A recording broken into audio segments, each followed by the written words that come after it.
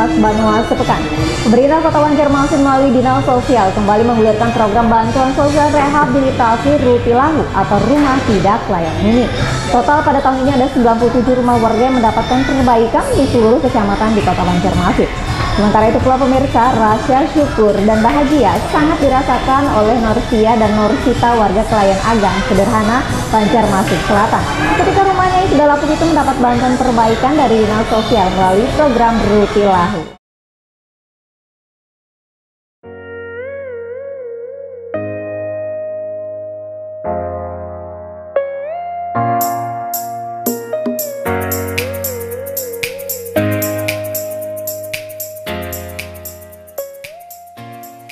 Wali Kota Banjarmasin Ibnu Sena secara resmi membuka program bantuan sosial rehabilitasi rumah tidak layak huni atau Rutilahu yang digagas Dinas Sosial Kota Banjarmasin.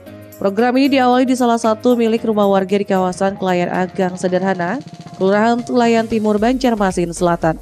Wali Kota Ibnu Sena mengatakan program bantuan sosial rehabilitasi Rutilahu atau rumah tidak layak huni bagi warga tidak mampu ini bakal memakan waktu selama 20 hari.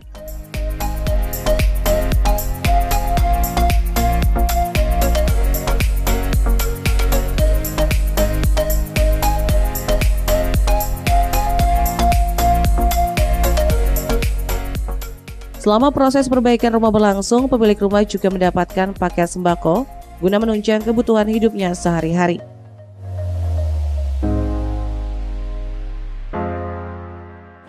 Kita mulai dari Gang Sederhana, ini ada 2 unit, terutama untuk Ibu Norsita juga, Norsia. Ini akan dibaiki selama 20 hari dan mudah-mudahan lancar dalam pembangunannya, sehingga warga kita mendapatkan rumah yang layak untuk dihuni, karena kondisinya juga ini waktu pembongkaran pinanya bahan-bahan papannya juga kada bisa dimanfaatkan lagi karena kondisinya udah jabok lah, udah sangat tidak layak. Pak, selama diperbaiki ini ada juga bantuan kayak sembako? Nah, selama pengerjaan selama 20 hari dibantu sembako, bansos sembako tiap hari ya, tiap hari selama perbaikan selama 20 hari. Sementara itu, Kepala Dinas Sosial Kota Banjarmasin Doli Sahbana mengatakan, dari ratusan rumah tidak layak huni yang diusulkan warga Banjarmasin, baru 97 unit rumah yang bisa terrealisasi untuk diperbaiki dan menjadi rumah layak huni. Dari total jumlah tersebut terbanyak di wilayah Banjarmasin Selatan, yakni ada 57 unit rumah, sementara sisanya ada di Kecamatan Banjarmasin Barat sebanyak 15 unit, Banjarmasin Utara 13 unit, dan Banjarmasin Tengah 9 unit.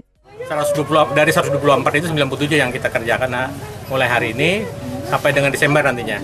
Jadi bertahap, jadi ini hari ini pencanangannya dan masa waktunya 20 hari dengan bantuan nominal itu 24 juta per 2 rumah.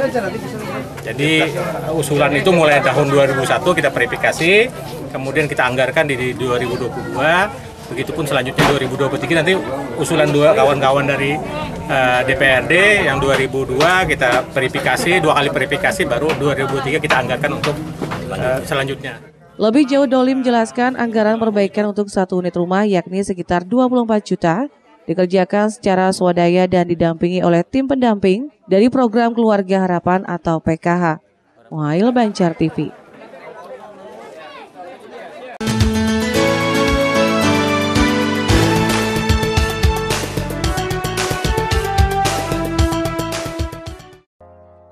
Beginilah kondisi rumah Norsia atau Norsita warga Kelayan Agang Sederhana Kecamatan Banjarmasin Selatan yang kini mendapat program rehabilitasi sosial rumah tidak layak huni dari Dinas Sosial Kota Banjarmasin. Norsia dan Norsita mengakui jika rumahnya sudah dalam kondisi lapuk dimakan usia.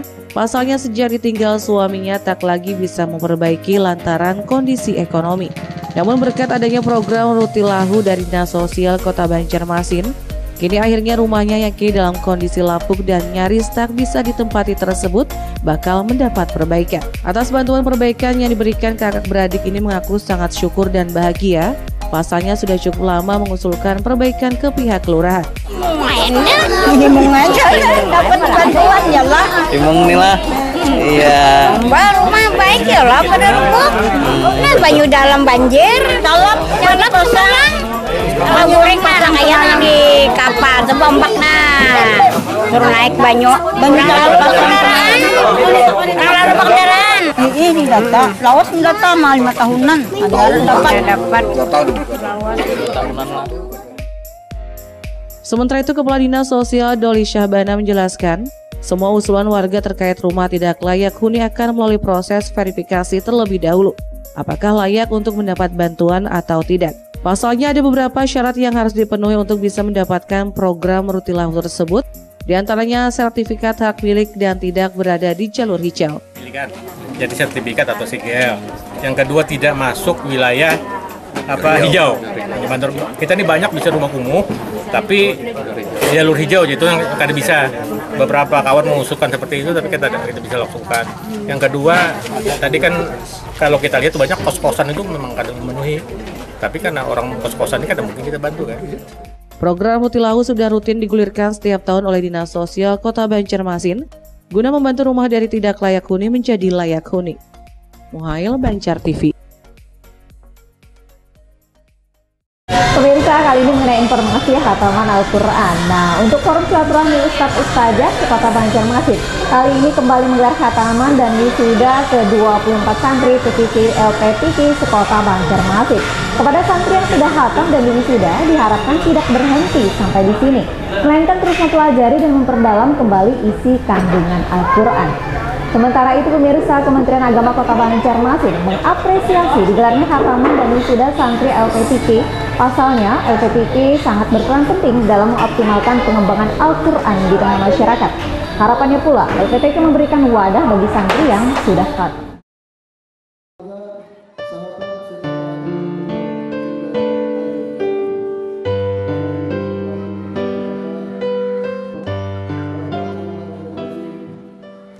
Ratusan santri dan santriwati Taman Pendidikan Al-Quran di bawah naungan Lembaga Pengembangan Tilawatil Quran Kota Banjarmasin mengikuti khataman dan wisuda santri ke-24 berlangsung di Gedung Maligai Pancasila Rabu 14 September 2022. Pantauan Banjar TV, kegiatan khataman dan wisuda santri kali ini terbilang istimewa lantaran turut dihadiri para orang tua santri dan sejumlah tamu undangan seperti dari Kementerian Agama Kota Banjarmasin, pemerintah Kota Banjarmasin maupun perwakilan dari instansi Provinsi Kalsel.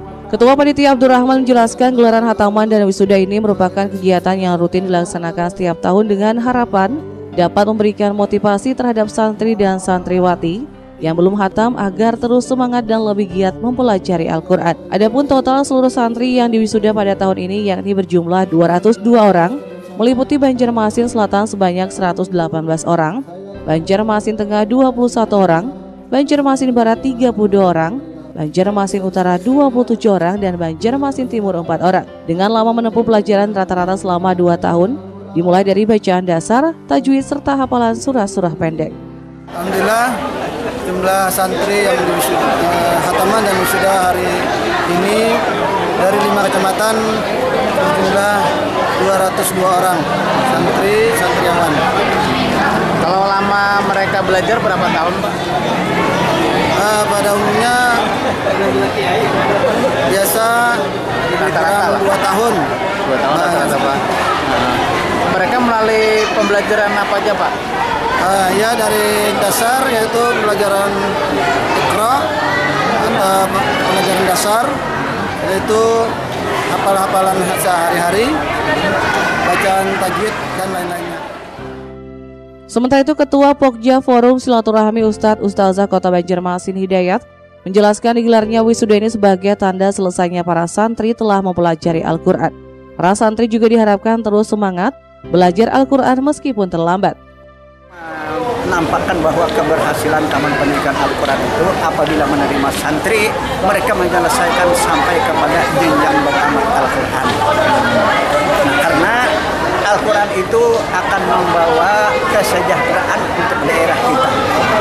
Karena dengan Al-Quran itulah manusia mudah untuk mencapai jalan bertakwa.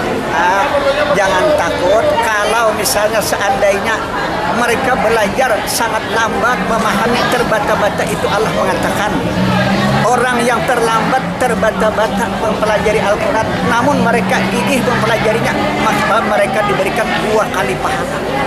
itu oleh Allah Subhanahu wa Ta'ala. Karena orang yang belajar Al-Quran itu kata Allah mereka berada di taman keindahan. Nah, ini menjadi orang yang terbaik. Rasulullah mengatakan khairukum man ta'allama al-Qur'an wa 'allamahu. Sebaik-baik kamu di antara kamu orang yang belajar Al-Qur'an dan yang mempelajarinya. Nah, itulah kita mewujudkan masyarakat di Banjarmasin pada khususnya Kalimantan Selatan pada umumnya. Mudah-mudahan seluruh Indonesia juga demikian supaya bangsa Indonesia menjadi negara aman, damai, tentram dan sejahtera di bawah naungan serta ridha Allah Subhanahu.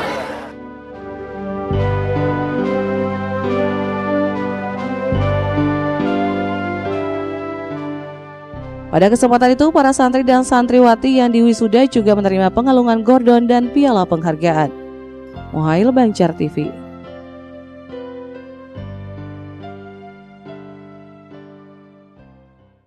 Kehadiran LPTQ dinilai sangat penting dalam mengoptimalkan pengembangan dan pembinaan baca tulis Al-Quran di tengah-tengah masyarakat. Pasalnya, LPTQ memiliki tugas dan tanggung jawab dalam meningkatkan pengetahuan dan pemahaman masyarakat tentang isi Al-Quran. Setidaknya hal itu disampaikan Kasih Pendidikan Diniyah dan Pondok Pesantren Kementerian Agama Kota Banjarmasin, Yusuf Hifni, usai kegiatan wisuda berlangsung. Menurut Yusuf, melalui wisuda ini setidaknya dapat menjadikan santri untuk lebih meningkatkan lagi kemampuannya dalam mempelajari isi Al-Quran. Oleh sebab itu, Yusuf berharap kepada Lembaga Pengembangan Tilawatil Quran bisa memberikan wadah bagi para santri yang telah khatam Al-Quran tersebut, baik itu lembaga tentang seni baca Al-Qurannya maupun pendalaman ilmu-ilmu Al-Quran.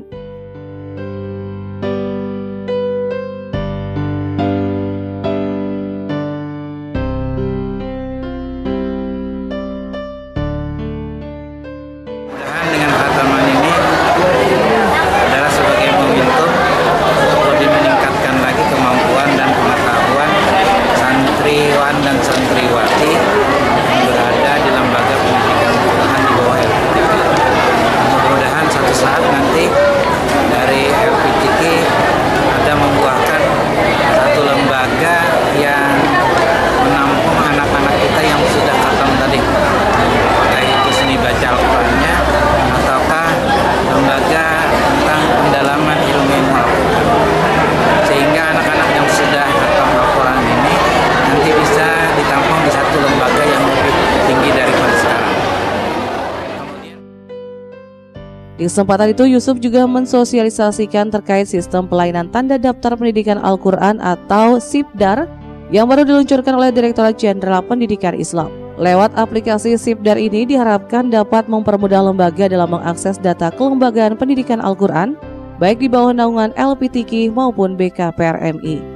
Muhail Banjar TV.